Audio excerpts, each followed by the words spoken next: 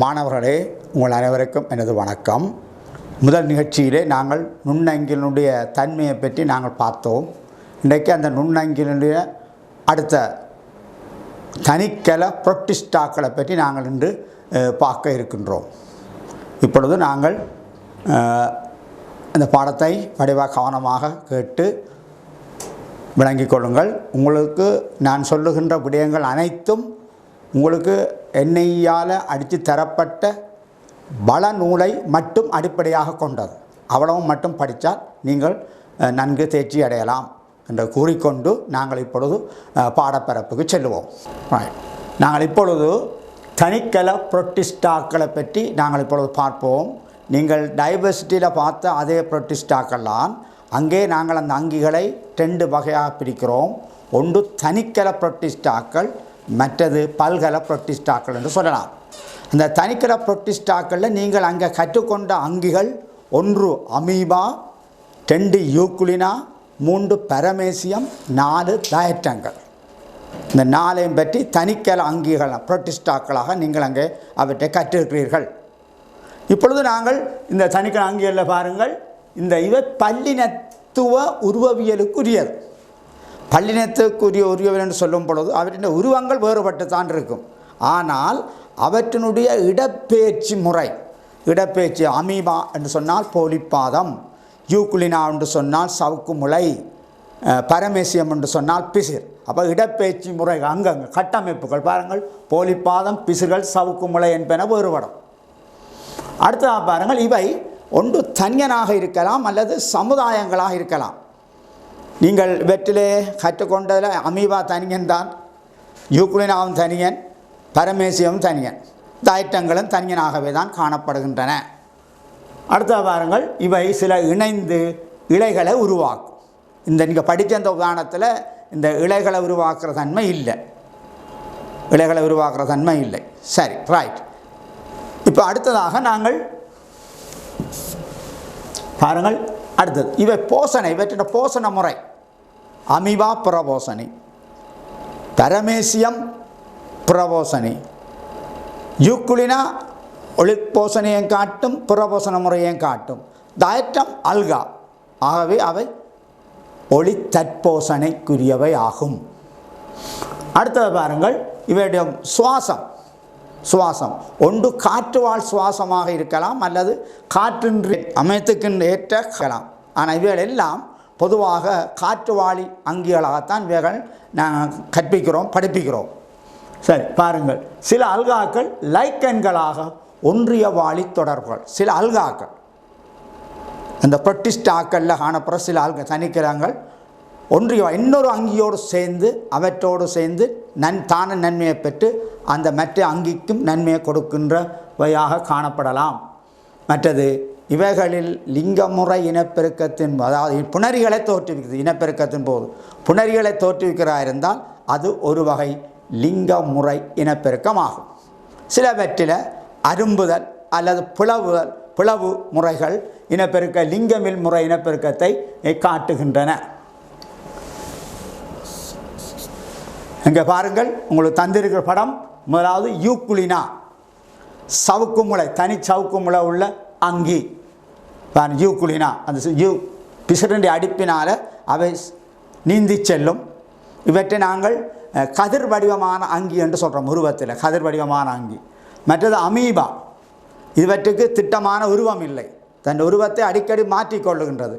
இடப்பெயர்ச்சிக்கும் உணவை கைப்பற்றுவதற்கும் இவை போலிப்பாதத்தை பயன்படுத்துகின்றன. அடுத்ததாக காட்டப்பட்டிருக்கிறது பரமேசியம், செருப்பு நுண் வடிவ அங்கி என்று நாங்கள் அழைப்போம். இவற்றின் உடல் முழுவதும் ஒரு குறுகிய நீளமுள்ள பிசிர்கள் அங்கே காணப்படுகின்றன. குறுகிய நீளமுள்ள பிசிர்கள் அங்கே பாருங்கள், பரமேசியம் காட்டப்பட்டிருக்குது. நீங்கள் இதை பாடசாலைகளில் உங்களுடைய ஆசிரியர் உதவியுடன் வைக்கோல் ஊரலை வைத்து நீங்கள் நுணுகு காட்டிக்கல பார்த்தீங்க என்றால் இந்த பரமேசியம், இந்த தோற்றமுடைய பரமேசியத்தை நீங்கள் தெளிவாக அவதானிக்கலாம். மிக வேகமாக நீந்தி கொண்டு செல்வதை நீங்கள் பார்க்கலாம். பாருங்கள், அடுத்ததாக அஞ்சாவதாக மூலக்கூற்று நிலை நுண்ணங்கிகள். அது ஆங்கிலத்தில் போடப்பட்டிருக்கிறது. மொழி நான் ஏற்கனவே சொன்னது போல் மொலிஸ் என்பது சாஃப்ட் மென்மையான சுவரை உடையது, கலைச்சுவர் இல்லை. கியூட்டிஸ் என்றது தோல் ஸ்கின். அப்போ எனவே கலைச்சுவரற்ற அங்கியாகும். கலைச்சுவரற்றவை எல்லாம் புரோகரியோட்டாவுக்குரியவை. புரோகரியோட்டாவுக்குரிய என்றால் என்ன கருத்து? திட்டமான கருவுரை அற்ற அங்கி. புன்னங்கங்கள் மென்சவ்வினால் சூழப்படவில்லை. இதுதான் புரோகரியோட்டாக்குரிய 2 முக்கியமான பிரதானமான இயல்புகள். அடுத்த பாருங்கள், பேராட்சியம் பாக்டீரியாவினுள் அடங்கும். பேராட்சியம் 3 இருக்கின்ற படிச்சிருக்கிறீர்கள். அதில் பேராட்சியம் பாக்டீரியாவுக்குரிய அங்கி. இது பாக்டீரியாவினுடைய வகுப்பு என்றும் கூட சொல்லப்படுகிறது. ஆனால் அந்த டீட்டெயில் உங்களுக்கு தேவையில்லை. பாக்டீரியாவினுடைய ஒரு வகுப்பாக கொள்ளப்படுகிறது. இவற்றில் 2 பிரிவுகள் இருக்குது. இந்த மூலக்கூற்று நிலை நுண்ணங்கியலில் ஒன்று பாருங்க, மைக்கோ பிளாஸ்மா, மற்றது பைட்டோ பிளாஸ்மான்னு சொல்லி. இவை 2க்கும் இடையில் ஒரு பொது ஒற்றுமைகளும் காணப்படுது, வேற்றுமைகளும் காணப்படுது. முதலாவதாக நாங்கள் அவற்றினுடைய ஒற்றுமைகளை பற்றி பார்ப்போம். ஒற்றுமைகள் பார்ப்போம். பாருங்கள், மைக்கோ பிளாஸ்மாவும் பைட்டோ பிளாஸ்மாவும் 2க்கும் உள்ள ஒற்றுமை என்னன்னு சொன்னோம்னால், பாருங்கள், பல்லினத்துவ உருவவியலுக்கு உரியவை. என்ன மாதிரியான கட்டமைப்பை கொண்டிருக்குன்னு சொல்லப்படவில்லை. ஆனால் சவுக்கு முளை என்ற சொல்ல நாங்கள் இங்கே பயன்படுத்த போகிறோம். பாருங்கள், ஒத்த பருமனுடையவை, எல்லாம் ஒத்த பருமன். 2வதாக பாருங்கள், இவற்றின் வடிவம் கோள வடிவத்திலிருந்து இழை வடிவம் வரை வேறுபடும். கோள வடிவத்தில் பல்வேறுபட்ட உருவங்களை கொண்டிருக்கும் பல்லினத்துவ உருவம் உடையவை. புரோகரியா கூட்டத்தினுள் பாக்டீரியா கூட்டத்தினுள் மிகவும் சிறியவை.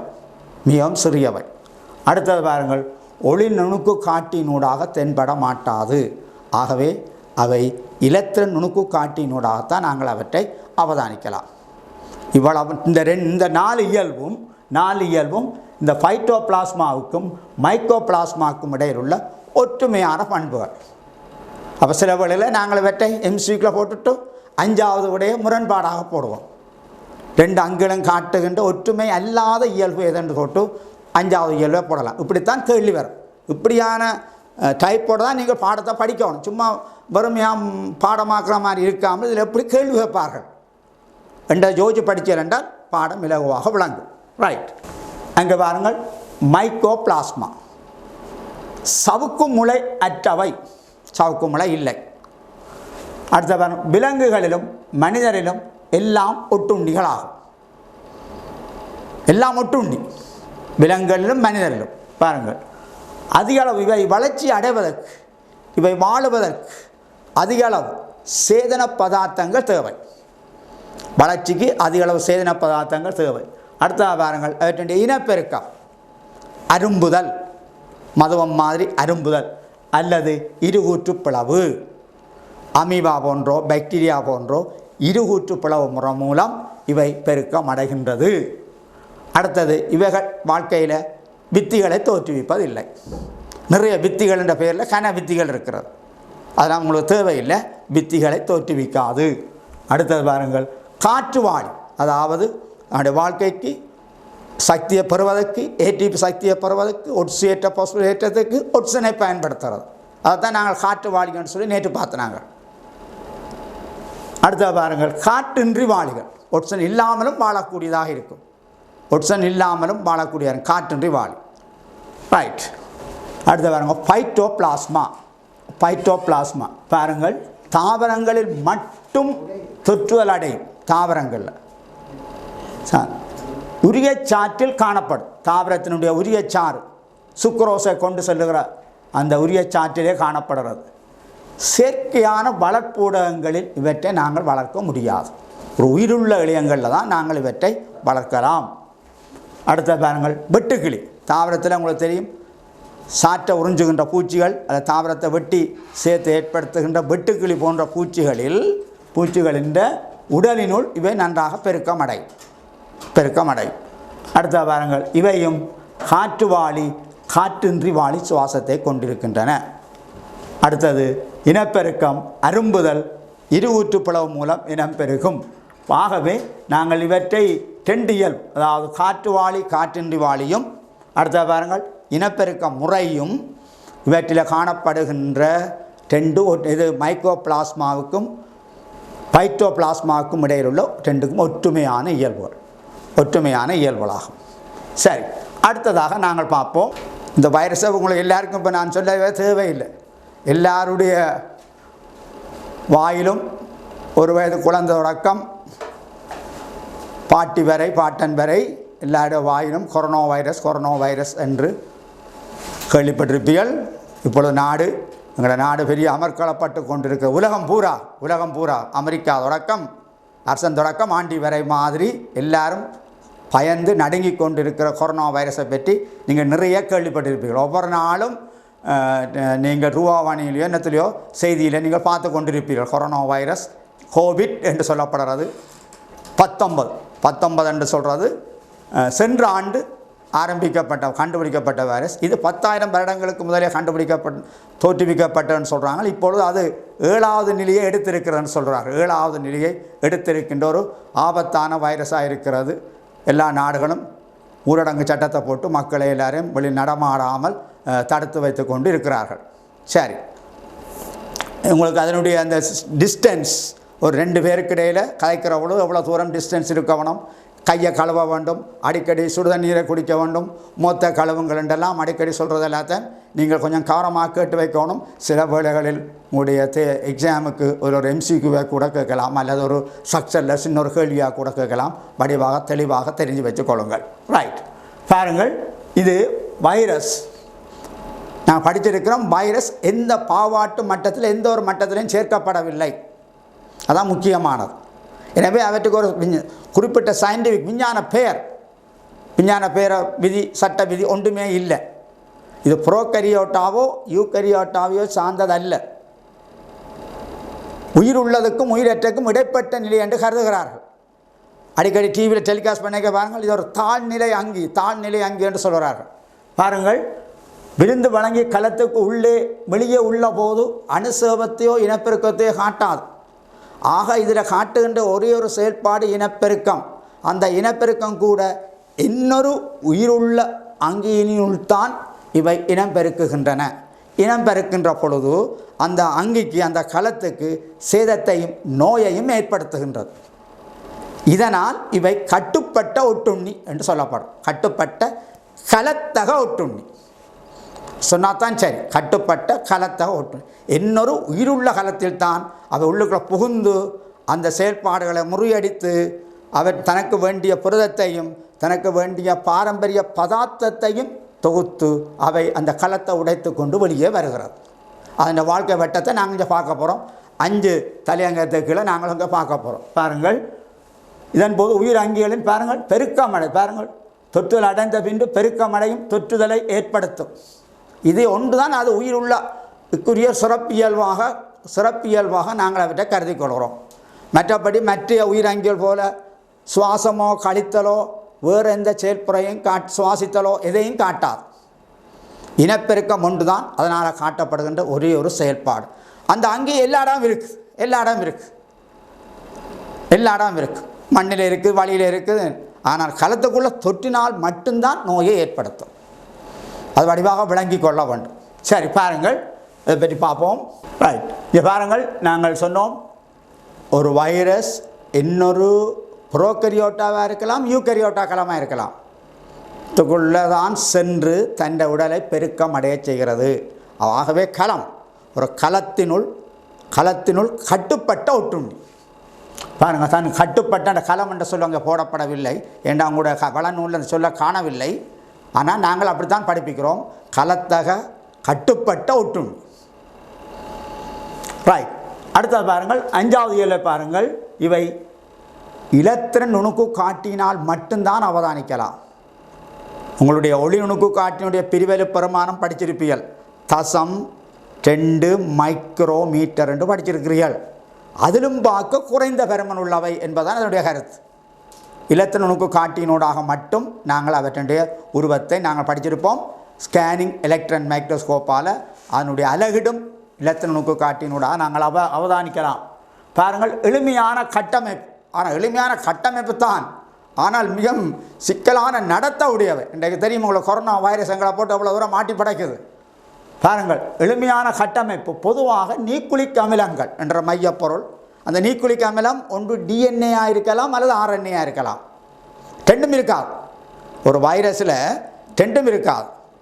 உங்களுக்கு எய்ட்ஸ் தொற்றுறது, போலியோ வைரஸ், இப்போ கொரோனா வைரஸ் எல்லாம் ஆர்என்ஏ வகையை சார்ந்தவை. ஆர்என்ஏ வகையை சார்ந்தவை.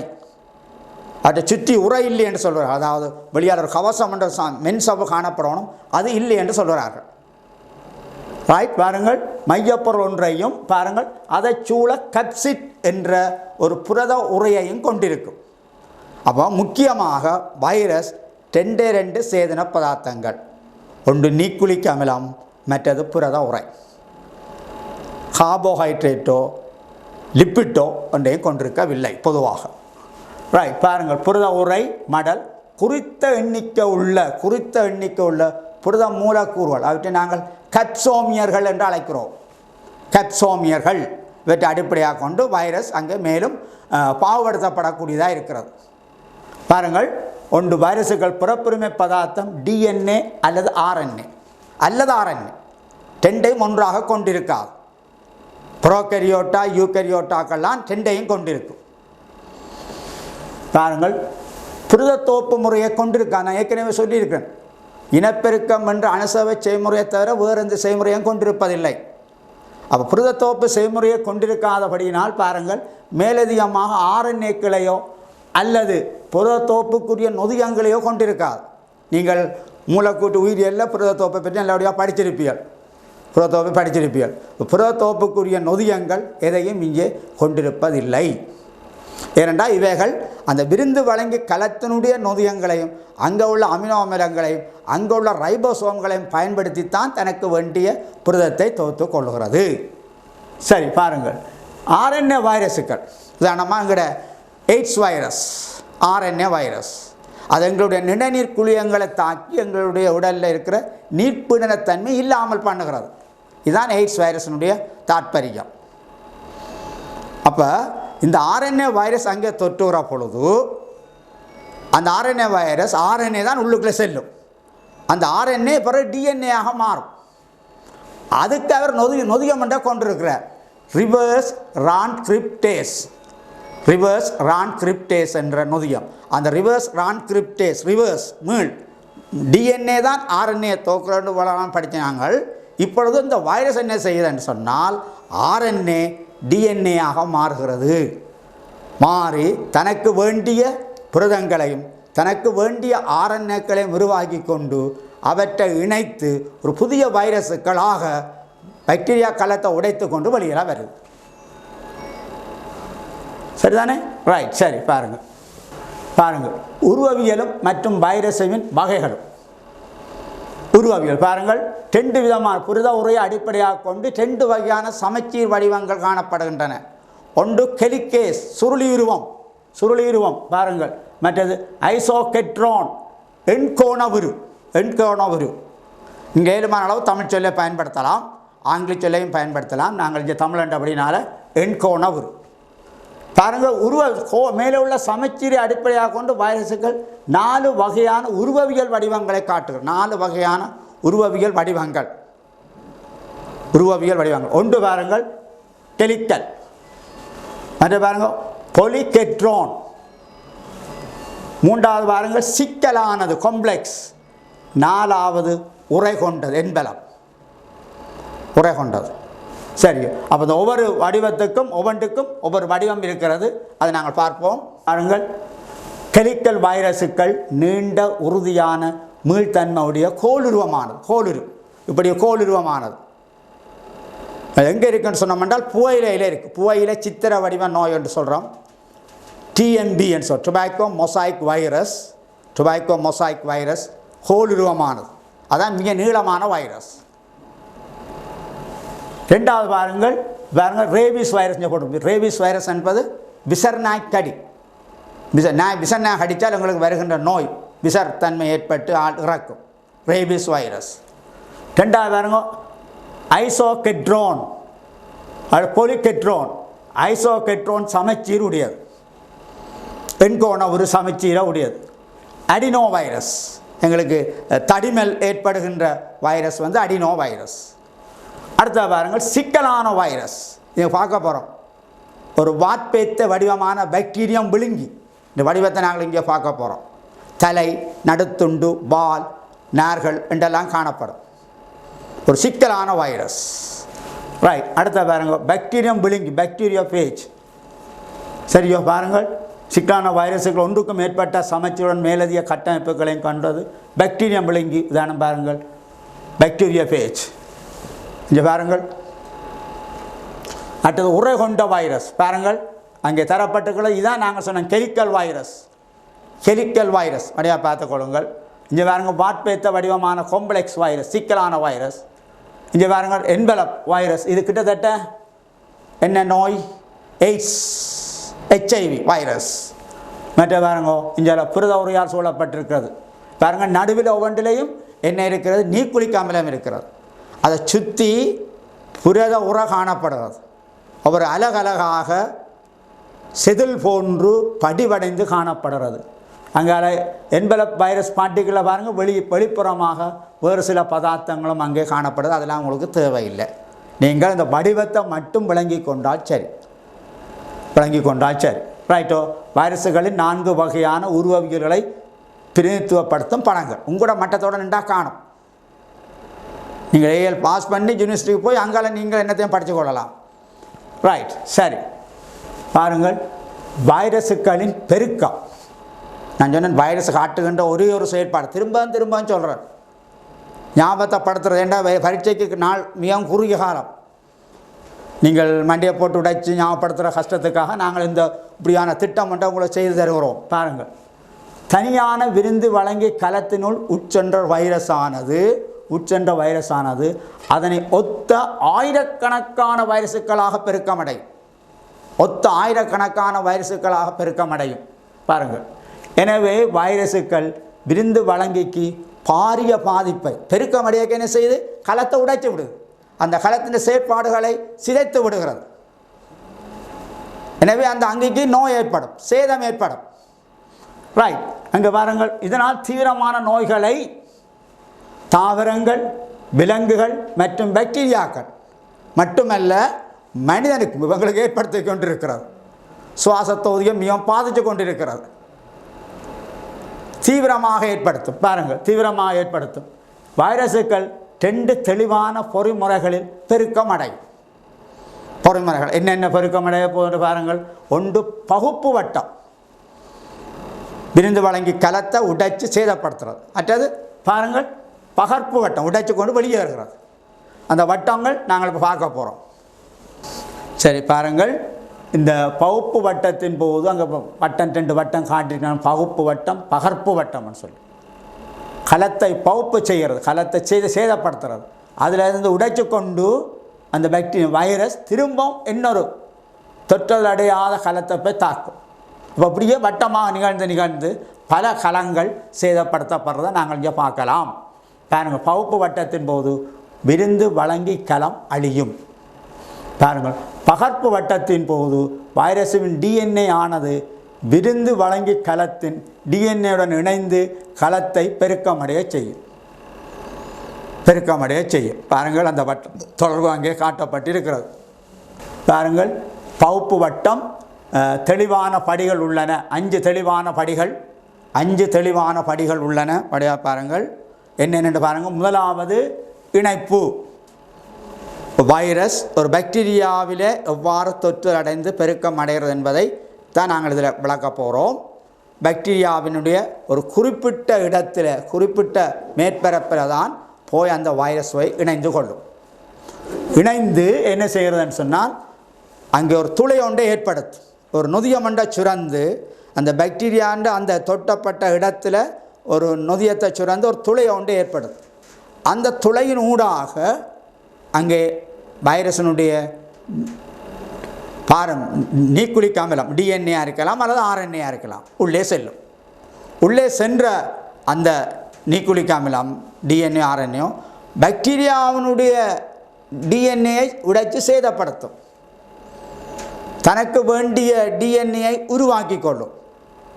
அந்த பாக்டீரியாவினுடைய ரைபோசோம் அமினோ ஆசிட்ஸை பயன்படுத்தி தனக்கு வேண்டிய புரதத்தை தொகுத்துக்கொள்ளும். அதுதான் பாருங்கள் உயிர் தொகுப்பு. உயிர் தொகுப்பு. பிறகு என்ன நடக்குது? அந்த டிஎன்ஏயும் அந்த அதுக்குரிய நியூக்ளிக் அமிலமும் அந்த புரத உரையும் புரதங்களும் ஒன்றிணைந்து ஒரு வைரஸ் ஒன்றை உருவாக்கும். அதுதான் முதிர்வடைதல், மெச்சுரேஷன் சொல்கிறோம். உடைந்த அப்புறம் என்ன செய்யுது? அந்த வைரஸால் துவக்கப்பட்ட நொதியத்தினால் பாக்டீரியாவுடைய கலச்சுவர் உடைக்கப்பட்டு வைரஸுகள் வெளியேறுகிறது. சரிதானே? முதலாவது பாருங்கள் இணைப்பு தெரிய வேணும், வாழ்க்கை வட்டங்கள் தெரிய வேணும். ஸ்ட்ரக்சரில் மிக சுருக்கமாக வைரஸினுடைய ஒரு வாழ்க்கை வட்டம் பாக்டீரியம் விழுங்கியில் வைரஸ் காட்டுகின்ற இனப்பெருக்க முறையை மிக சுருக்கமாக விளக்குக. ஒவ்வொன்றும் ஒவ்வொரு வசனத்தில் எழுதக்கூடியதாக இருக்கணும். முதலாவது இணைப்பு, ரெண்டாவது ஊடுருவல், மூன்றாவது பாருங்கள் உயிர் தொகுப்பு, டிஎன்ஏ சக புரதம் தொகுக்கப்படுதல், நாலாவது முதிர்வடைதல், அஞ்சாவது வெளியேற்றல். வெளியேற்றல் பாருங்கள். பகுப்பு வட்டத்தை நாங்கள் இப்போ பார்ப்போம். இது பாருங்கள் இணைப்பு. பாக்டீரியா களத்தில் உள்ள பொருத்தமான வாங்கி மையத்துடன் வைரஸ் முதலில் இணையும். களத்தில் உள்ள பொருத்தமான வாங்கின மேற்பரப்பில் இருக்கு, மேற்பரப்பில் இருக்கு. ரெண்டாவது பாருங்கள் இணைதலுக்கு பின்பு பிறகு பாக்டீரியம் விழுங்கி டிஎன்ஏ ஆனது பாக்டீரியா களத்தினுள் உட்செலுத்தப்படும். நான் சொன்னால் பாக்டீரியா களத்தின் மேற்பரப்பில் துளையை ஏற்படுத்தி அதனூடாக தனது டிஎன்ஏ உள்ளுக செலுத்தி விடுறது. செலுத்தின பிறகு வெளியால் உள்ள அந்த புரத உரையெல்லாம் அது விடுபட்டு போயிடும், அது அழிஞ்சு போயிடும். அது அழிஞ்சு போயிடும். தன்னை டிஎன்ஏ மட்டும் உள்ளுக செலுத்தும். பாருங்கள் இச்செயல்முறையானது பாக்டீரியா கலச்சுவரை உடைக்கும் நொதியத்தினால் எளிதாக்கப்படும். சரிதானே? ரைட். அடுத்த பாருங்கள் மூன்றாவது பாருங்கள் உயிர் தொகுப்பு. விருந்து வழங்கின் குளிய விரிவில் உள்ள வளங்களை பயன்படுத்தி விருந்து வழங்கி பாக்டீரியா களம் குளியோரில் உள்ள அமினோ ஆசிட்ஸ் ரைபோசோம் பயன்படுத்தி வைரஸின் டிஎன்ஏயும் வைரஸுக்குரிய புரதங்களும் தொகுக்கப்படும். இந்நிலையில் விருந்து வழங்கி களத்தின் டிஎன்ஏ உடைதல் செயல்முறை தூண்டப்படும்.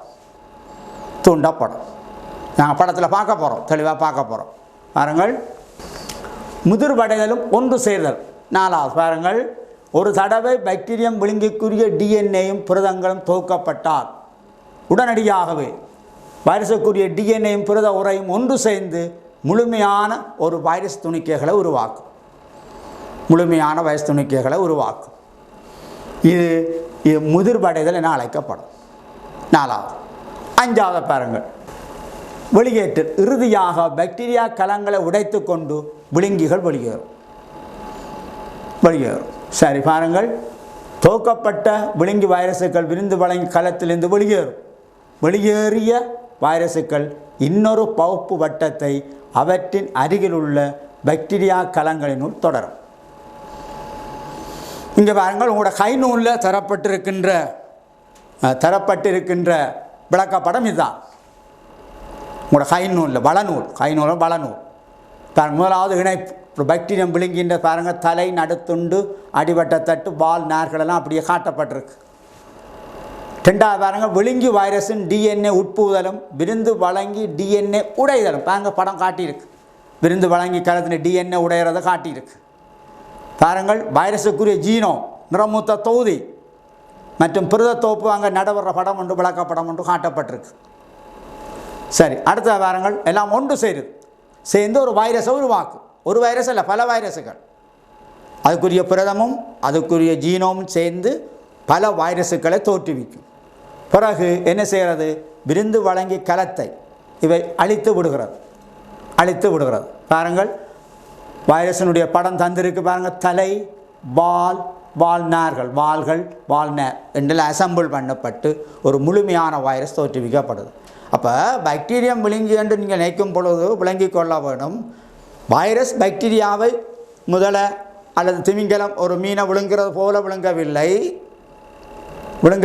ஆனால் அப்படித்தான் பெயர் வழங்கப்பட்டிருக்கு. பாக்டீரியம் விழுங்கி என்று பாக்டீரியாவை அழிக்கிறது என்று சொன்னால் தான் கூட சரி. அழிக்கிறது சரிதானே? அப்போ பாக்டீரியம் விழுங்கி பாக்டீரியாவில் பார்க்க மிகச் சிறிய ஒரு அங்கி ஒரு பெரிய ஒரு பாக்டீரியா களத்தை தாக்கி அவற்றில் சேதத்தை ஏற்படுத்தி தான் பெருக்கமடைந்து கொண்டு கொள்கிறது. இப்பொழுது நாங்கள் வைரஸினுடைய பகர்ப்பு வட்டத்தை நாங்கள் இப்பொழுது பார்த்து கொண்டிருக்கிறோம். பகர்ப்பு வட்டத்தை பாருங்கள். 5 தலையங்கத்துக்கு கீழே நாங்கள் அந்த வைரஸினுடைய பகர்ப்பு வட்டத்தை நாங்கள் கற்றுக்கொண்டிருக்கிறோம். முதலாவது பாருங்கள் இணைப்பு, 2வது உட்புகுத்துதல், 3வது ஜீனோம் புரத தொகுப்பு தொகுப்பு வட்டம் தொகுப்பு, பிறகு அசம்பிள் ஒன்று சேர்ந்து வைரஸுகள் வெளியேற்றப்படல். 5 வட்டங்களும் உங்களுக்கு தெளிவாக தெரிய வேண்டும். சக்சரில் கட்டாயம் கேள்வி வர பார்க்கும். கடைசி யூனிட்டுகள் நீங்கள் மேற்கொண்டு படிக்க தேவையில்லை. பல நூலை வடிவாக வாசித்து விளங்கி கொள்ளுங்கள். பாருங்கள், அங்கே சுமார் மாடல் ஒன்று உங்களுக்கு தந்திருக்குது. ரைட், இப்பொழுது நாங்கள் வைரஸினுடைய பகர்ப்பு, வைரஸ் எவ்வாறு ஒரு பாக்டீரியம் விழுங்கியை தாக்கி எவ்வாறு பெருக்கம் அடைகிறது என்பதை உங்களுக்கு தெளிவாக இந்த படத்தின் மூலம் காட்டப்பட்டிருக்கிறது.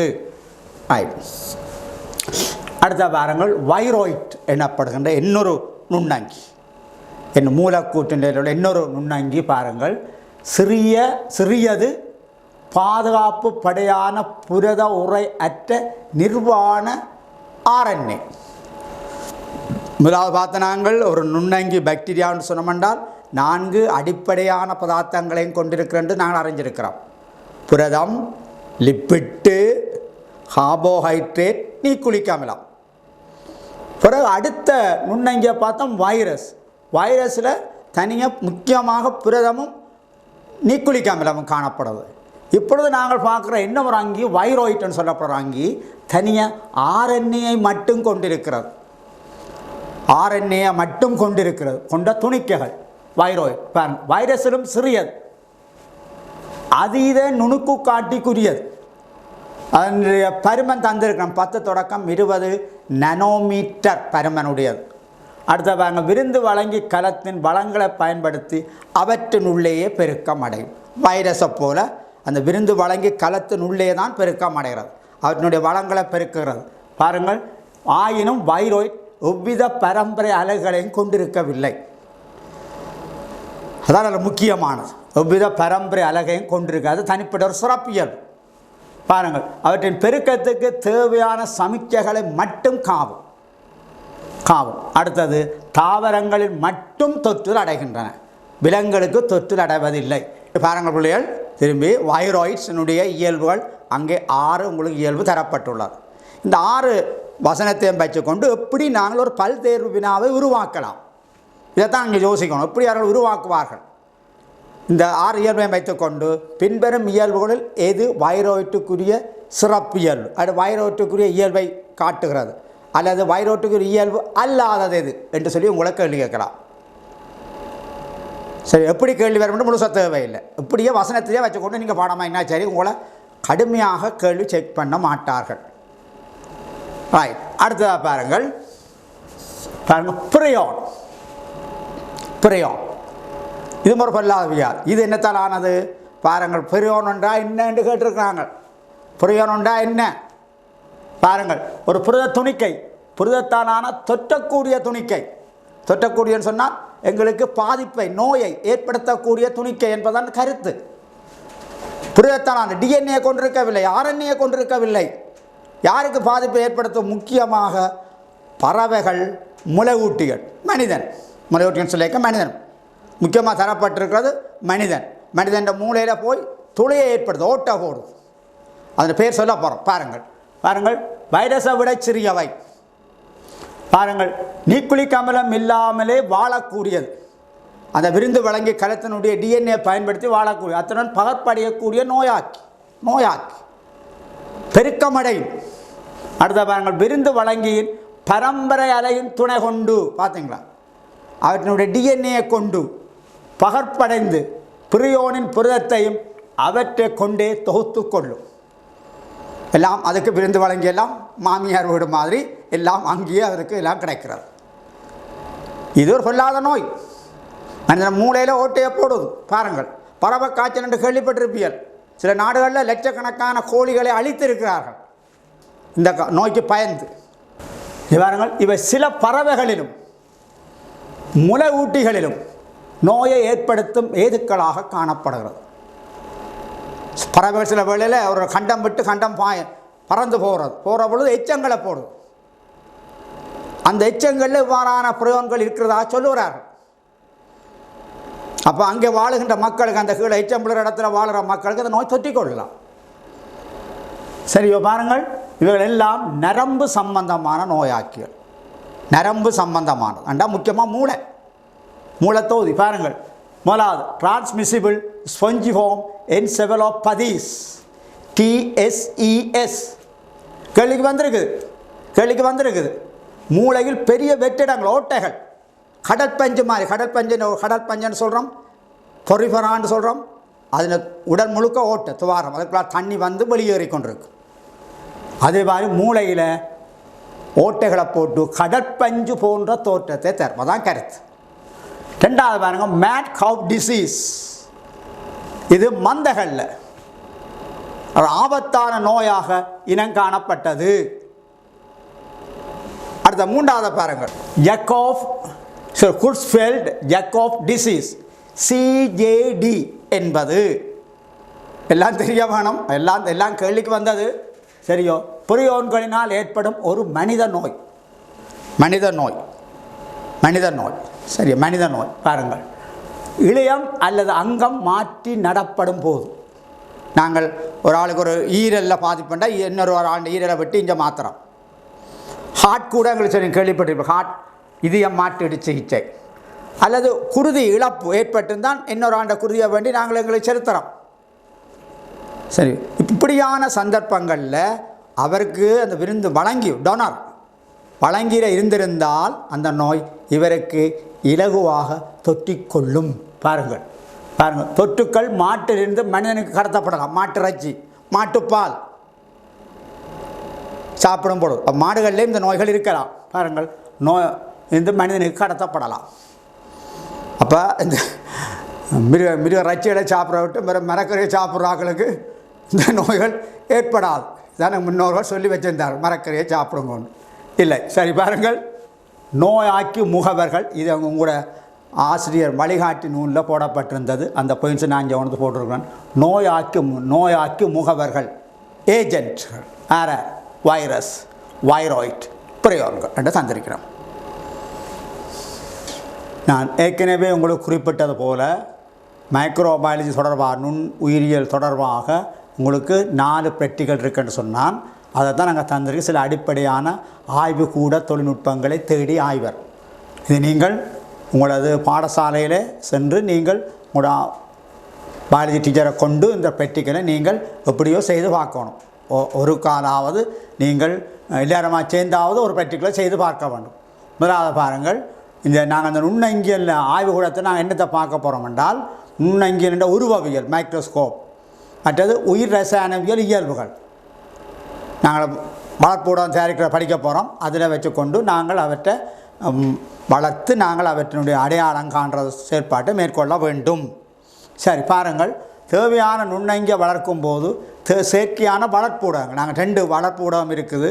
ஒன்று போசன ஏகார், மற்றது உருளைக்கிழங்கு டெக்ஸ்ட்ரோஸ் ஏகார்னு சொல்லி 2 வளர்ப்பூடகம் இருக்கிறது. அதில் வளர்க்க போகிறோம். பாருங்கள், எவ்வாறு அவற்றை நாங்கள் இந்த பரிசோதனையை மேற்கொள்ளுவது என்பதை நாங்கள் அடிப்படை அறிவுங்களுக்கு தெரிஞ்சிருக்க வேணும். ரைட், சரி பாருங்கள், கிருமி அழித்தல் முறைகள் பாருங்கள். மெத்தட்ஸ் ஆஃப் ஸ்டெரைலைசேஷனில் கிருமி அழித்தல் என்பது எல்லா வகையான நுண்ணங்கிகளின் வடிவங்களை, அதாவது அகவித்திகள் அடங்கலாக அழிக்கப்படும் சொன்னான். பதியக்கலம், அகவித்தி 2 தான் பாக்டீரியாவினுடைய நிலைகள். ரைட், அவற்றை அழித்தல்லாம் கிருமி அழித்தல். தனியாக பதியக்கலத்தை அழித்தால் மட்டும் போதாது, அல்லது அகவித்தியை அழித்தால் போதாது. பொதுவாக பதியக்கலம் அகவித்தி அழிக்கப்படைக்க அந்த வெப்பநிலையில் பதியக்கலம் அழிக்கப்பட்டு போயிடும். ரைட், சரி பாருங்கள், இவற்றில் 2 முறை இருக்குது. ஒன்று பௌதிக முறை, மற்ற ரசாயனவியல் முறை. பௌதிகவியல் முறையில் கிருமி அழித்தல் 4 முறை இங்கே தரப்பட்டிருக்கு. கிருமி அழித்தல் பதியக்கலங்களும் அகவித்திகளும் சேர்ந்து அழிக்கப்படுது. சரிதானே? ரைட், முதலாவது பாருங்கள், ஈர வெப்ப முறை. அதாவது அந்த நாங்கள் அளிக்கப்படுகின்ற உணவு பிரதானமாக மரக்கறியோ வச்சியலோ போன்றவை, பாலோ போன்ற அவற்றினுடைய இயல்புகள் மாறாமல் அந்த ஈரழிப்பு நிலையிலேயே அவற்றில் உள்ள நுண்ணங்களை அளிக்கிறதா இந்த முறை, முக்கியமான முறை. பாருங்கள், உபகரணம் அமுக்க வடுகலன், அமுக்க அடுப்பு அல்லது அமுக்க அடுப்பு, ப்ரெஷர் குக்கர். ரைட், சரிதானே? 2வது பாருங்கள், நிபந்தனை. இதோட முக்கியம், இது சக்ஷனில் வரும் கேள்வி. சரியா பாருங்கள், ஒரு வளிமண்டல அமுக்கம், வெப்பநிலை 121°C, நேரம் 15 நிமிடம். அந்த அளிக்கப்படுற அந்த உபகரணத்தை அமுக்க வடுகளின் அடுப்பில் மேல் உச்சியில் இதுக்குரிய கருவிகள் அங்கே ப்ரெஷர் வெப்பநிலை எல்லாம் அங்கே பூட்டப்பட்டிருக்கும். அதை நாங்கள் செட் பண்ணி ஒழுங்குபடுத்தி விட்டால் காணும். அந்த நிலை வரைக்கு அது தண்டு வாட்டில் அது நீராவி வெளியில் வச்சு சத்தம் போடும். பாருங்கள், அளிக்கப்படுற நுண்ணங்கிகள் அவை பாருங்கள், புரியோன்கள் தவிர எல்லா நுண்ணங்கிகளும் அவற்றின் அகவித்திகளும். உங்களுக்கு எப்படி இந்த உபகரணத்தை தயார்படுத்துறதாலும் உங்களை கேட்க மாட்டேன். உங்களை கேட்கப்படுற நிபந்தனைகள்லாம் முக்கியம். சரி, ரைட். அடுத்த பாருங்கள், கிருமி அளிக்கப்படுபவை என்னென்ன நான் கிருமி அளிக்கலாம் பாருங்கள். வளர்ப்பு ஊடகம், வெப்பமாறு இயல்பு கொண்ட கரைசல்கள், உட்புகுத்திகள், ஊசிகள், சுகாதார உபகரணங்கள், உயர் வெப்பநிலை அமுக்கத்தை தாங்கக்கூடிய உருப்படிகள், கண்ணாடி பாத்திரங்கள், இவ்வளவத்தை நாங்கள் கிருமி நீக்கம் செய்கிறதுக்கு நாங்கள் இந்த அமுக்க வடுகலன் உபகரணத்தை பயன்படுத்தலாம். அடுத்த பாருங்கள், உலர் வெப்பமுறை, ட்ரை ஹீட் ஸ்டெரிலைசேஷன். நான் சொன்னேன், உலர்ந்த வெப்பநிலையில் நாங்கள் தொற்று நீக்கிற கிருமி அளிக்கிற பொழுது உணவுப் பொருட்களை அவ்வாறு அளிக்கிற கஷ்டம், முடியாது. அதன் இயல்பு மாறிடும், அதன் குணம் மாறிடும், சுவை மாறிடும், இழையமைப்பு மாறிவிடும். எனவே நாங்கள் இவற்றை பொதுவாக ஆய்வுக்கூடங்களில் இவற்றை நாங்கள் பயன்படுத்துகிறோம். எப்படியானு பாருங்கள், 3 முறைகள். ஒன்று, நேரடியாக சுவாலையில் வெப்பப்படுத்தல், நேரடியாக. சரிதானே? இப்போ உதாரணம், முந்தி மலேரியா காய்ச்சல் கொண்டு பார்க்குறதுக்கு ஆய்வுக்கூடத்தில் போனால் பன்சன் சுடர் அடுப்பில் நல்லா சூடாக்கி செஞ்சூடாக்கி ஆறவிட்ட ஊசியால் குத்தி ரத்தத்தை எடுப்பார்கள். இப்போது அவ்வாறு செய்வதில்லை, டிஸ்போசல் சிரிஞ்சை பயன்படுத்துவார்கள். குத்தி எடுத்து ரத்தத்தை எடுத்து அதை வலிக்கையில் வச்சு நுணுக்காட்டினூடாக பார்ப்பார். இப்பொழுது அந்த முறை இல்லை. ஆனாலும் நாங்கள் ஆய்வுக்கூடத்தில் நுண்ணங்களை பூத்துறதுக்கு பயன்படுற பிளாட்டினம் கம்பி போன்றவற்றை அல்லது கண்ணாடிக்கோள் போன்றவற்றை கிருமி நீக்கம் செய்வதற்கு இந்த முறையை பயன்படுத்துகிறோம். நேரடியாக சுவாலையில் வெப்பப்படுத்தல், மதுசாரத்தில் தோய்ச்சு அவற்றை பன்சன் சுடர் அடுப்பில் பிடிக்கிறது மூலம் அந்த கோள்களில் இருக்கின்ற நுண்ணங்கள் கிருமி அளிக்கப்படும். சரி பாருங்கள்,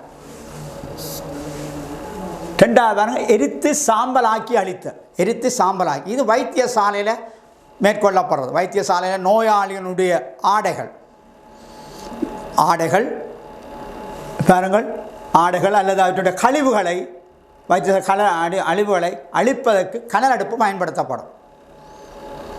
அவற்றின் தொற்றுதல் ஏற்படலாம், எரித்து சாம்பலாக்கி விடுதல். 3வது பாருங்கள், உலர் வழி கிருமி அளித்தல். நான் சொன்னேன் கனல் அடுப்பு தான், இங்கேயும் கனல் அடுப்பு 170°C வெப்பநிலையில் 2 மணித்தியாலம் அந்த வழியை செலுத்துதல். இப்போ அதுக்குள்ளே நாங்கள் கிருமி அளிக்க வேண்டிய உபகரணங்களை முழுக்க அதுக்குள்ள வடிவாக கழுவி, துப்புரவாக கழுவி, அலுமினியத்தாள் அல்லது செய்தித்தாள் பேப்பரால் சுற்றி அவற்றை மூடி நாங்கள் அவற்றை வச்சு தொற்று நீக்கம் செய்கிறோம், கிருமி அளிக்கிறோம். இதான் அந்த முறை. அங்கே உங்களோட ப்ராக்டிக்கல் எல்லாம் தரப்பட்டிருக்குது. தயவு செய்து ஆய்வுக்கூடத்தில் போய் பாருங்கள். ரைட், பாருங்கள் என்னென்ன உபகரணம் என்று பாருங்கள். பொருட்கள், பெத்திரி கிண்ணங்கள், குடுவைகள், முகவைகள், போத்தல்னு சொன்னோம்னா அந்த மூடியை திறந்து வச்சிருக்க வேணும். உட்பரப்பு தொற்று நீக்கப்பட வேண்டும். ரைட், அடுத்த பாருங்கள் 3வது முறை வடிகட்டல் என்பது பாருங்கள், இதில் மின்சவு உதாரணமாக சில பதார்த்தங்களை வெப்பப்படுத்தினால் அந்த பதார்த்தங்கள் அமைப்பழிவடைந்து போயிடும். உதாரணமாக இங்கே தந்திருக்கமாக நொதியங்கள் கொண்ட கரைசல்கள், விட்டமின்கள், வேக்சின்கள், வளர்ப்பு ஊடகம் போன்றவையை நாங்கள் வெப்பப்படுத்தினால் அவை அமைப்பழிந்து விடும். எனவே அவற்றில் எந்த மாற்றமும் இல்லாமல் அவற்றிலுள்ள கிருமி நீக்கம் செய்வதற்கு பாருங்கள் 0.01 மைக்ரோமீட்டர் தொடக்கம் 0.45 மைக்ரோமீட்டர் பருமனுள்ள துளை உள்ளவை வடிதாளை கொண்டு வச்சு நாங்கள் அவற்றை வடித்து அவற்றிலிருந்து இந்த கிருமிகளை நீக்க செய்கிறோம். பெரும்பாலும் எல்லாவித நுண்ணங்கிகளும் பாருங்கள், அதாவது வைரஸ், பெரிய புரத மூலக்கூறு தொடக்கம் அவற்றில் நாங்கள் கிருமி நீக்கம் செய்யலாம். அப்போ இங்கே முறை பாருங்கள், வெற்றிடத்தினை பயன்படுத்தி வேக்யூம் டியூப் பயன்படுத்தி வழிகளினூடாக தொற்று நீக்கப்பட வேண்டியவை செலுத்தப்பட்டு கிருமி அழிக்கப்படும். இறுதியில் அந்த வடிதாளில் நுண்ணங்கள் தங்கிவிடும். கீழே வடிஞ்சு போகிற திரவத்தில் நுண்ணங்கள் நீக்கப்பட்ட திரவம் எந்தவித மாறுதல் இல்லாமல் அப்படியே வந்து கொண்டிருக்கும். ரைட், பாருங்கள். அடுத்த கதிர்வீசல், யூவி கதிர், அல்ட்ரா வயலட். இந்த அல்ட்ரா வயலட் நீங்கள் மொலிகுலர் பயாலஜியில் படிச்சிருக்கிறீர்கள். டிஎன்ஏல பெரிய மாற்றத்தை ஏற்படுத்துகிறேன்னு சொல்லி. அப்போ டிஎன்ஏயினால் அந்த யூவி கதிரினால் டிஎன்ஏ அழிவடைய செய்து பாக்டீரியா பாதிக்கப்பட்டு கொல்லப்படும். பாருங்கள், பொருட்கள் நேரடியாக தொடுகை வரும் பொருட்கள் அங்கே பாருங்கள். ஒன்று சத்திர சிகிச்சை அறைகள், மற்றது விவசாயத்தில் நாற்று மேடை சரிதானே. அடுத்தது ஆனால் தீமை என்னன்னு சொன்னால் யூவி கதிரினால் எல்லாவற்றையும் கிருமி அழித்தல் செய்ய முடியாது. யூவி கதிர் ஊடுருவ முடியாத பொருட்களுக்கு செய்ய இயலாது. உதாரணமாக பேப்பர், கடைதாஸ், தாள், துணி வகைகள் பாருங்கள் கிருமி அழிக்க முடியாது. கண்ணாடி போன்றவை நாங்கள் இவ்வாறு கிருமி நீக்கம் செய்ய முடியாது யூவி கதிர்களை பயன்படுத்தி. அடுத்த பாருங்க, கொதிக்க செய்தல், பாயிலிங். இது உண்மையில கிருமி நீக்கம் அல்ல. இது நாங்கள் தெரியும் வைத்தியசாலையில் இந்த ஊசி போடுற இடம்னு சொல்லுவோம், நர்ஸ் நிற்கிற இடம். அங்கே அந்த ஊசிகள் அங்கே ஒரு வெள்ளி கிண்ணத்துக்களை வச்சு அதை கொதிக்க வைப்பார்கள். அந்த ஊசிகளும் அந்த சிரிஞ்சுகளும் கொதிக்க வைப்பார்கள். அதேபோல் சத்திர சிகிச்சைக்கு தேவையான சில உபகரணங்களும் இவ்வாறு கிருமி நீக்கம் செய்யப்படும். கொதிக்க வச்சு அவற்றை ஆற வச்சு நாங்கள் அவற்றை பயன்படுத்துவோம் 100 வாசியில். ரைட். அடுத்த பாருங்கள், பாய்ச்சராக்கம். இதுதான் முக்கியமானது.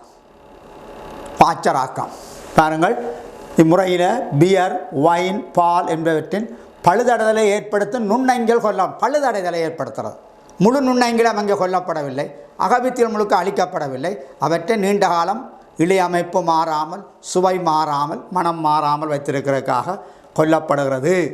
சுவை, இழையமைப்பு, போஷண பொருள், பெருமானம் என்பன மாற்றமடையாது. அளவுக்கு அதிகம் வெப்பப்படுத்தினால் அதில் விட்டமின்களோ புரதங்களோ அமைப்படைந்து போனால் அவற்றை நாங்கள் பருவதில் எந்தவித பிரயோசனமும் இல்லை.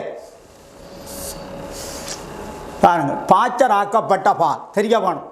பாருங்கள், நோயாக்கி நுண்ணங்களை நோயாக்கி வடிவாக பார்த்துக்கொள்ளுங்க. நோயாக்கி நுண்ணங்கிகளை அகற்றி அதீத குளிரூட்டலின் கீழ் நுண்ணங்கி குடித்தொகையின் எண்ணிக்கையை குறைத்து நீண்ட காலத்துக்கு பாலின் தரத்தை பேணுதல்.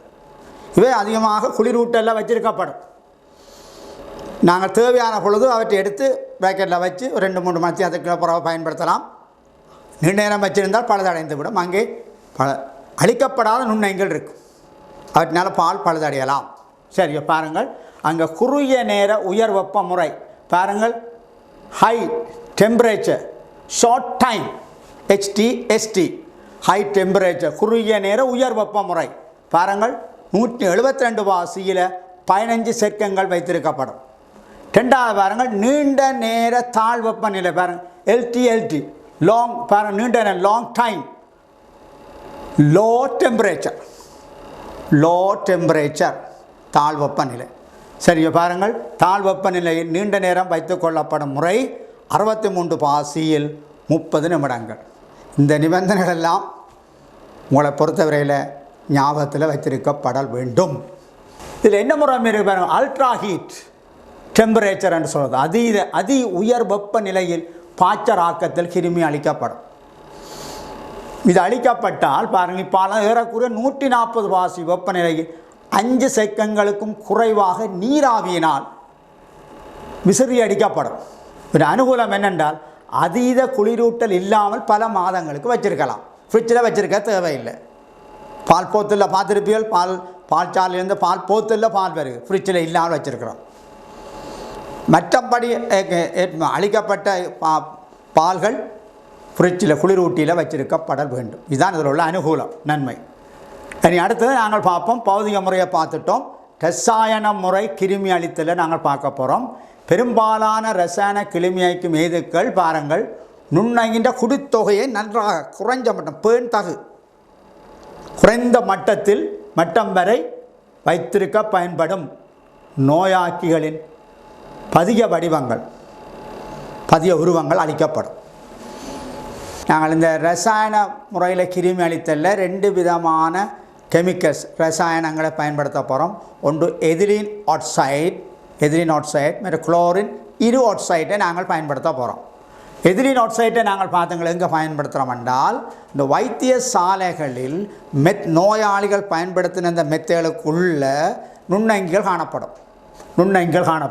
அவற்றை அழிப்பதற்காக இந்த எதிலின் ஆக்சைடை பயன்படுத்துகிறோம். ஏனென்றால் இது அவற்றுக்குள்ளால் அந்த மெத்தைக்குள்ளால் ரப்பர் மெத்தைக்குள்ளால் ஊடுருவி செல்லக்கூடிய திறனை கொண்டுள்ளது. ரெண்டாவது குளோரின் இரு ஆக்சைடு, இது பேசிலஸ் ஆந்த்ராசிஸ்ன்றது. இதுவும் மனிதனுக்கு ஒரு சுவாச பையில நோயை ஏற்படுத்துகின்ற நுண்ணங்கி தான்.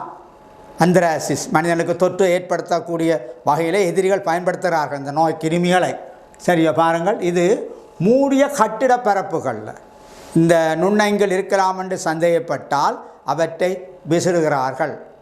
அதைவிட நாங்கள் குடிக்கிற குடிநீர் இந்த கொழும்பு போன்ற நகரங்களில் குடிநீர் விநியோகம் செய்யும் பொழுது குளோரினேற்றம் செய்வதற்கு முன்னர் இந்த குளோரின் இரு ஆக்சைடை பயன்படுத்துகிறார்கள்.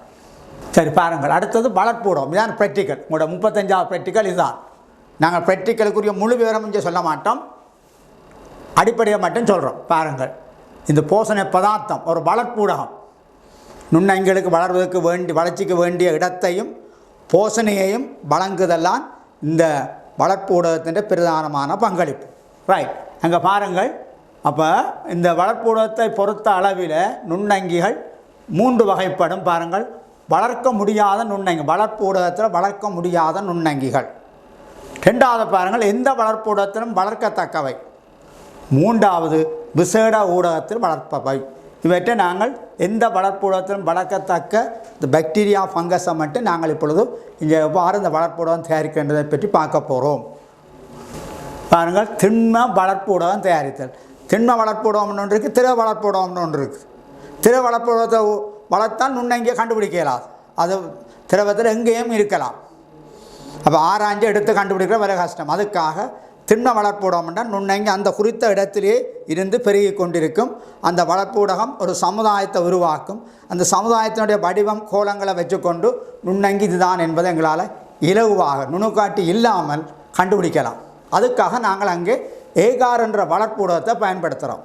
இந்த ஏகார் என்பது உங்களுக்கு படிச்சிருப்பியல் ஜெலிடியம் எனப்படுகிற அல்காவில், சிவப்பு அல்காவில் இருந்து பெற்றுக்கொள்ளப்பட்ட ஒரு பல்சாக்ரைட். இதை பவுடராக இருக்கும். கொதிநீரில் விட்டால் கரைஞ்சு போகும். அப்புறம் ஆற விட்டால், குளிர விட்டால் 40°C கீழே அது திண்மமாகிவிடும். எனவே வளர்ப்பூடகத்தை நாங்கள் இலகுவாக கற்றுக்கொள்ளலாம். சரி, இங்கே பாருங்கள், வளர்ப்பூடகத்துக்கு பாருங்கள், பயன்படும் எல்லா கண்ணாடி உபகரணங்களும் திரவ போசண கரைசல்களும் கிருமி அளிக்கப்பட வேண்டும். அதை ஏற்கனவே பார்த்துட்டோம். வளர்ப்பூடகம் அத்தியாவசியமான போஷண பதார்த்தங்கள், போதுமான அளவு ஈரழிப்பு, பொருத்தமான pH என்பவற்றை கொண்டிருக்க வேண்டும்.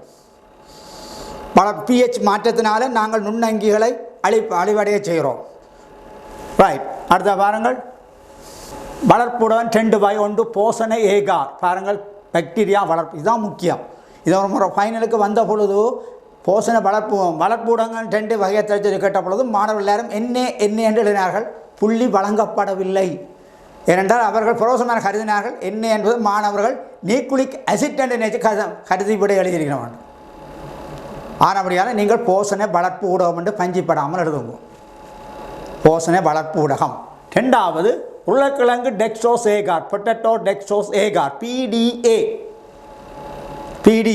என்று எழுதுனதுக்கு சரி போட்டார்கள். என்ன என்று எழுதுனதுக்கு புள்ளடி போடவில்லை. சரியா பாருங்கள், ஃபங்கஸ் வளர்ப்பு ஊடகம். பாருங்கள், ஏனென்றால் அது 2 வளர்ப்பு ஊடகம் என்றால் அந்த பாக்டீரியா, அந்த வளர்ப்பு ஊடகத்தில் போடப்படுற பதார்த்தங்களை பாக்டீரியா நொதியத்தை சுரந்து அவற்றை சமநிலையை செய்து உறிஞ்சிக்கொள்ளக்கூடிய ஆற்றல் பாக்டீரியாவுக்கு இருக்குது. உருளைக்கிழங்கு டெக்ஸ்ட்ரோஸ் ஏகாரில் பாக்டீரியா வளராது. உருளைக்கிழங்கில் உள்ள மாப்பொருளை சமநிலையை செய்து உறிஞ்சுகின்ற தன்மை ஃபங்கஸுக்கு தான் இருக்குது. ஆனபடியாக தான் 2 வளர்ப்பு ஊடகம். ஏன் 2ஐயும் ஒன்றில் வளர்க்க இல்லாத ஒன்று கேட்கப்படாது. இதுதான் விட. சரி பாருங்கள், வளர்ப்பு ஊடகம் கொண்டுள்ள கூறுகள் பாருங்கள். என்ன என்றது? போசனை ஏகார், பெப்டோன்கள், ரச்சிச்சாறு, சோடியம் குளோரைட், ஏகார், காய்ச்சி வடித்த நீர். கவனமாக பார்த்துக்கொள்ளுங்கோ, பரீட்சைக்கு வர்றது இந்த கேள்வியெல்லாம். பொட்டேட்டோ டெக்ஸ்ட்ரோஸ் ஏகார், குளுக்கோஸ், உருளைக்கிழங்கு ஏகார், காய்ச்சி வடித்த நீர். சரிதானே? 2க்கும் ஏகாரும் காய்ச்சி வடித்த நீரும் கொமனாக இருக்கும். நீர் தான் என்று விடப்படாது, எல்லாத்துக்கும் எழுதப்படும். சரியா பாருங்கள், ஏகார் வளர்ப்புடவும் சொல்லி போட்டோம். ரெண்டாவது, நாங்கள் இவற்றை வளர்த்து ஒரு வழுக்கியில் அவற்றை நாங்கள் ஏற்றி நுணுக்கு காட்டியில் நாங்கள் அவதானிக்கிறது. வழுக்கியில் ஏற்றி அவதானிக்கிற பிறகு முதல் வழுக்கியில் அந்த நுண்ணங்கியை பதிக்க வேண்டும். காற்றிலே உலர்த்தி சுடரினால் வெப்பப்படுத்தி அவற்றை பதித்த பிறகு அவற்றுக்கு நாங்கள் சாயமிடுகிறோம். ஒரு நிமிடத்துக்குள்ளே சாயமிடப்பட வேண்டும். பிறகு மேலதிக சாயம் கழுவப்பட்டு திரும்ப அவற்றை நாங்கள் நீரை அகற்றிவிட்டு நாங்கள் வழுக்கி கீழே பார்க்குறோம். ஏனென்றால் பாக்டீரியா நிறமற்றது, ஒளிநுணுக்கு காட்டினூடா தென்பட மாட்டாது. அப்போ சாயமிட்டதன் பின்னர் தான் நாங்கள் இவற்றை அவதானிக்க வேண்டும். அப்போ சாயங்கள் என்னென்ன பயன்படுத்தினோம் பாருங்கள். மெதிலின் நீலம், ஊதா பளிங்கு, சப்ரனின் என்ற ஏதாவது ஒரு சாயத்தை நீங்கள் பயன்படுத்தலாம். பாருங்கள், சாயமிடலின் நோக்கம் கல வடிவங்கள், கல ஒழுங்கமைப்புகள் மற்றும் அடிப்படை கட்டமைப்புகளை நீங்கள் இலகுவாக அவதானிக்கக்கூடிய இருக்கும். இது ஒரு சந்தோஷமான ஒரு ப்ராக்டிக்கல். நீங்கள் ஆய்வுக்கூடத்தில் செய்து பாருங்க, இலகுவான ப்ராக்டிக்கல். இதுவரை நேரமும் நாங்கள் நுண்ணங்கிகளின் தன்மை, அதனுடைய இயல்புகள், எவ்வாறு வளர்ப்புடன் தயாரிக்கிறது என்பதை பற்றி எல்லாம் வடிவ தெளிவாக பார்த்தோம். இனி நாங்கள் வரப்போகிற பாடத்திலே நாங்கள் நுண்ணங்கி, மனிதனுக்கு ஏற்படுத்துகின்ற நுண்ணங்கி நோய்கள் பற்றி பார்க்க போகிறோம். இதுவரை நேரம் நாங்கள் 16 பாடவேளை முடித்திருக்கிறோம். இன்னும் 34 பாடவேளை இருக்குது. அதாவது 2வது தேர்ச்சி மட்டம் 9.2 மட்டத்தை நாங்கள் இனிவரும் பாடத்தொகுப்பிலே நாங்கள் பார்த்துக்கொள்வோம். அதுவரை நீங்கள் பொறுமையாக இருந்து கேட்டதுக்கு எனது வணக்கத்தை நான் தெரிவித்துக் கொள்கிறேன்.